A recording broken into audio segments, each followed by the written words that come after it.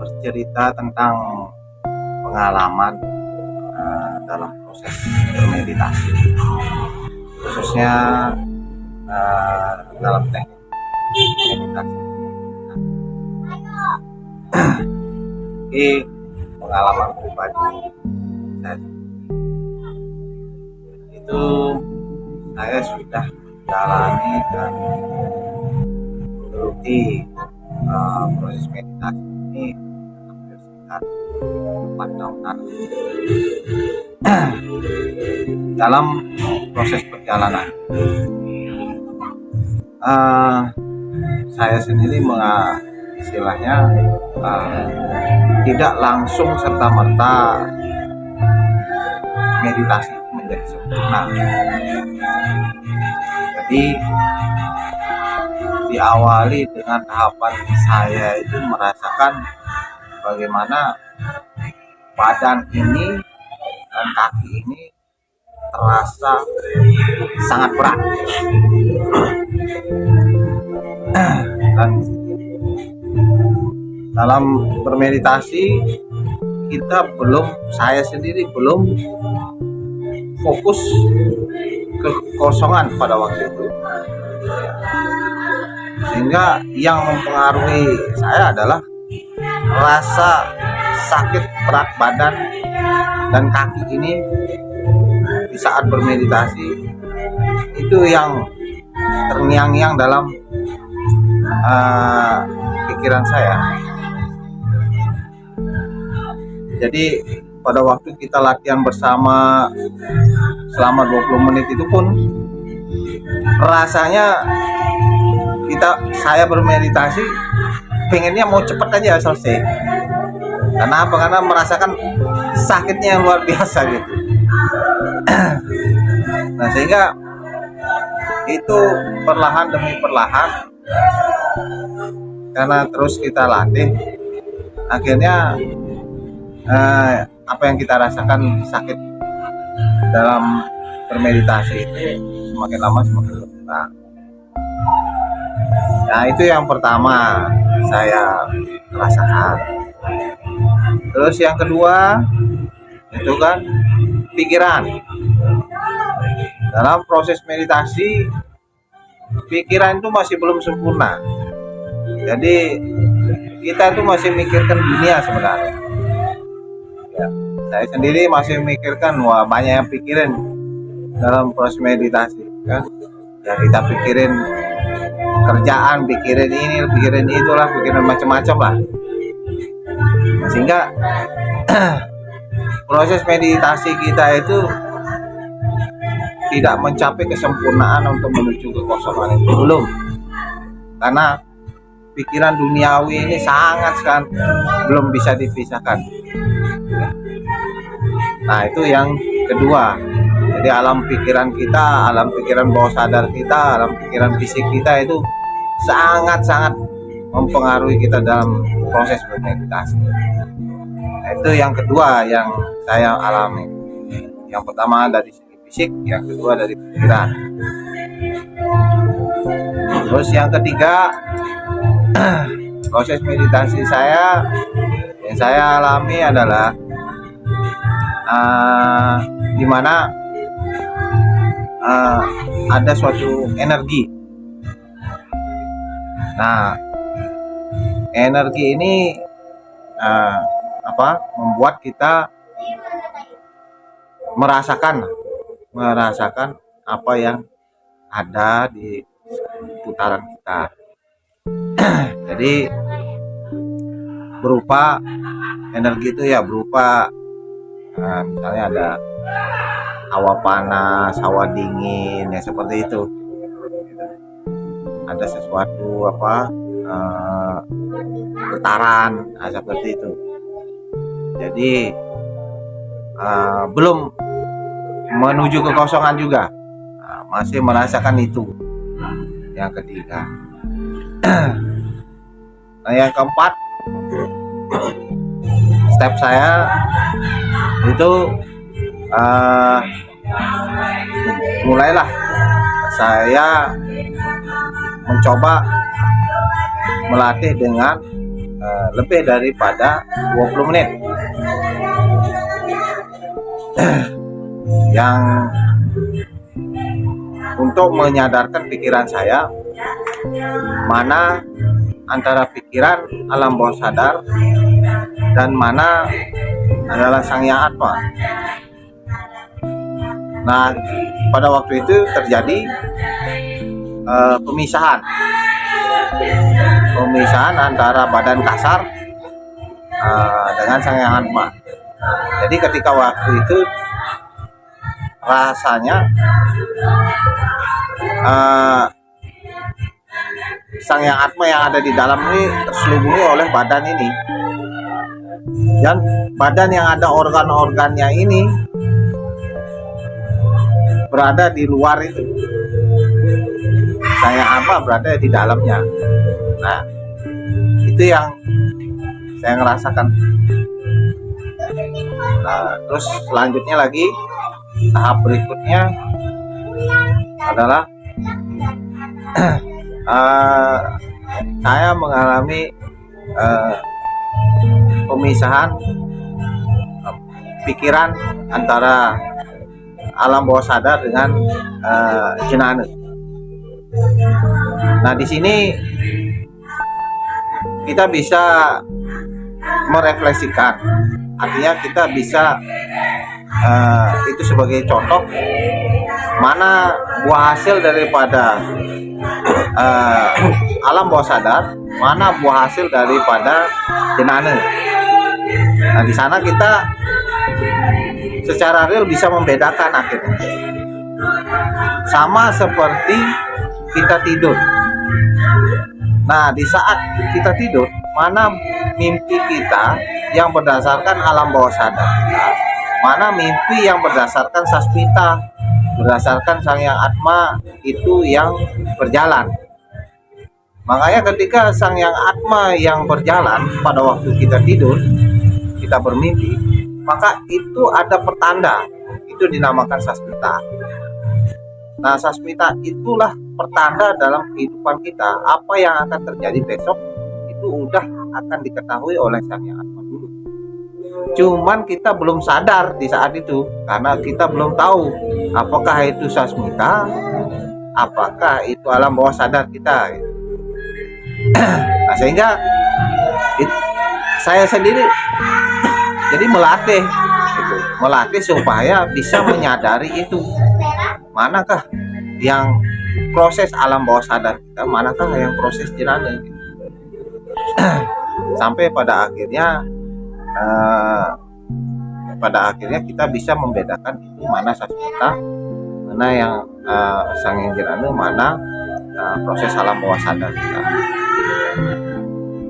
Nah, terus ada lagi yang pengalaman saya.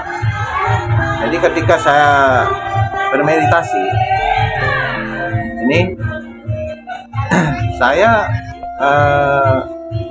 mengalami suatu perjalanan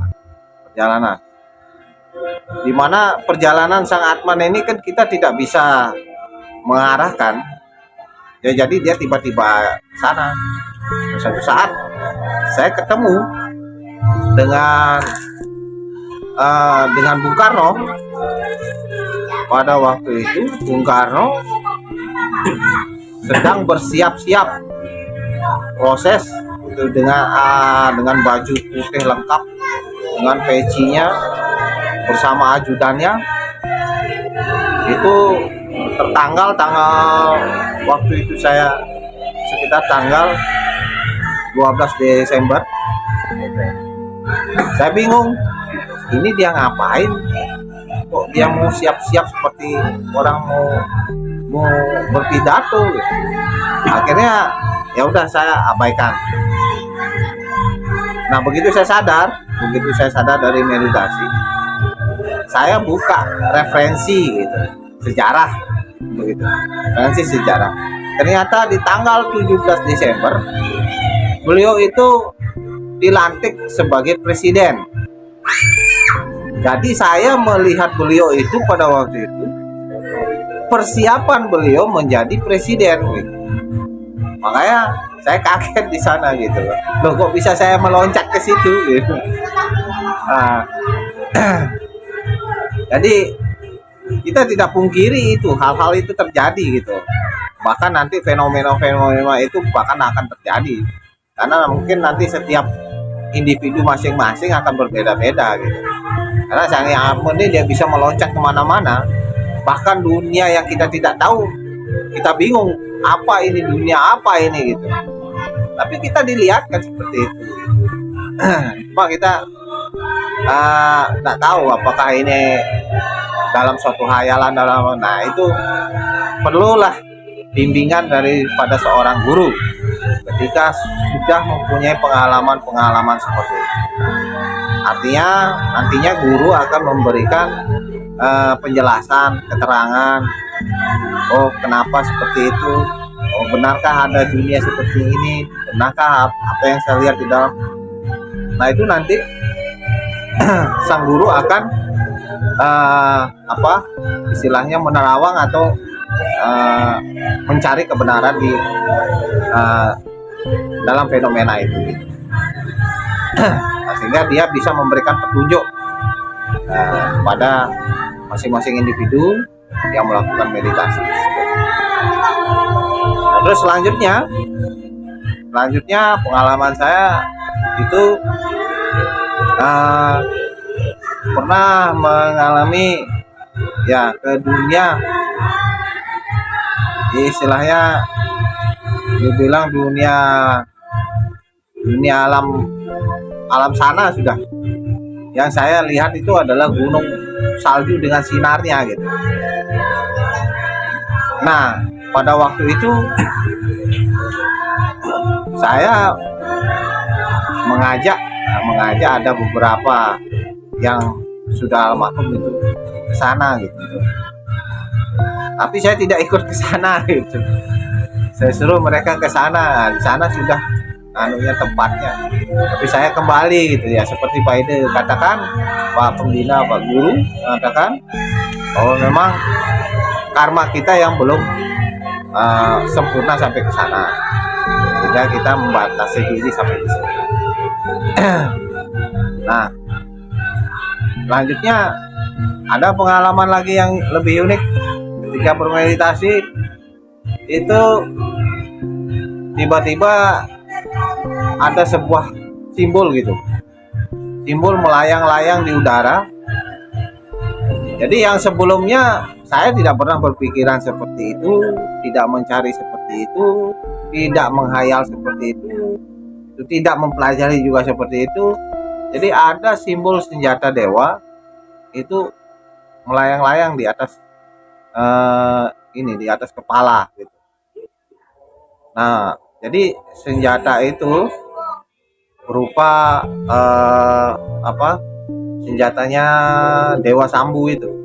Cuma di tengahnya ada gambar Acintia, gambar seperti yang ada simbol di Padmasana itu. Nah, bedanya di situ. Nah, terus udah gitu dia berputar-putar, masuklah benda itu masuk ke ubun-ubun. Ya, ubun-ubun sendiri gitu. Nah, sehingga setelah itu saya langsung kembali menyadarkan diri lah. Nah, tapi sebelumnya itu dikasih ini pertanda artinya kenapa senjata itu muncul. Nah, ada stepnya. Urip kelihatan dulu, urip 6 turun. Sudah gitu wahana ini kan akhirnya saya baca nih di di literaturnya gitu, karena ada sensasi seperti itu saya cocokkan dengan literaturnya gitu, yang cocokkan dengan literatur akhirnya benar yang seperti yang saya dalam meditasi itu berwahana wilmana, jadi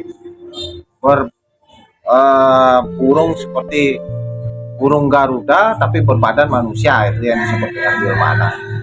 Nah, itu dari literatur yang saya dapat gitu. Dan itu terjadi pada waktu meditasi, dan saya tidak pernah membayangkan itu gitu. Sebelumnya tidak pernah berpikir itu, tidak pernah mempelajari itu, tidak pernah membayangkan itu, dan itu yang terjadi gitu. Nah, akhirnya begitu kita sadar, begitu saya sadar, saya membaca literaturnya daripada Dewata Nawasanga itu, ya ternyata emang benar senjatanya persis seperti itu, cuman di tengahnya ada simulasi ya. Uripnya benar, terus anunya wahananya benar gitu. Akhirnya apa yang terjadi dalam meditasi itu cocok dengan literatur yang ada di buku gitu. Nah, sehingga saya lebih yakin lagi gitu bahwa itulah memang sang yang jenane itu kan bukan hayalan dan bukan dari alam pikiran, bahwa alam bawah sadar kita dari baca buku dan dari nonton YouTube dan kita berpikir ke sana. Itu tidak seperti itu. Jadi murni itu terjadi atas dasar kesadaran sang jenane. Yang kita lihat seperti itu. Begitu kita sadar, kita lihat referensinya seperti nyocok. Nah, disitulah keyakinan saya semakin dalam, artinya bahwa terbuktilah latihan ini menghidupkan jenane, yang dimana sang jenane itu jauh akan lebih tahu kebenarannya gitu. Nah, kita tinggal nyocokkan aja gitu. Misalnya kita ada punya referensi, bener nggak apa yang seperti yang kita lihat. Nah, mungkin demikian hasil pengalaman tiang. Itu semua Om Santi Om.